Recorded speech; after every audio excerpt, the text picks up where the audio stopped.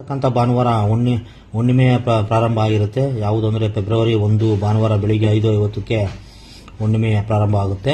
ಹಾಗೆ ಫೆಬ್ರವರಿ 2 ಸೋಮವಾರ ಬೆಳಿಗ್ಗೆ 3:30 ಅಂದರೆ ಬ್ರಾಹ್ಮಿ ಮುಹೂರ್ತದಲ್ಲಿ ಹುಣ್ಣಿಮೆ ಮುಕ್ತಾಯವಾಗುತ್ತೆ. ನೋಡಿ, ಈ ಒಂದು ಸಂದರ್ಭದಲ್ಲಿ ನೀವು ಕೆಲವೊಂದು ವಸ್ತುಗಳನ್ನು ನೀವು ತಪ್ಪದೇ ಮನೆಯಲ್ಲಿ ಖರೀದಿಸ್ಕೊಂಡು ತರಬೇಕಾಗುತ್ತೆ. ಯಾವ್ಯಾವುದಂದರೆ ಧಾನ್ಯಗಳು, ಬೆಳ್ಳಿ, ಹಿತ್ತಾಳೆ, ಅರಿಶಿನ ಕೊಂಬು, ಹುಣಸೆಹಣ್ಣು. ಈ ವಸ್ತುಗಳನ್ನು ನೀವು ಮನೆಗೆ ತಂದು ಪೂಜೆ ಮಾಡೋದರಿಂದ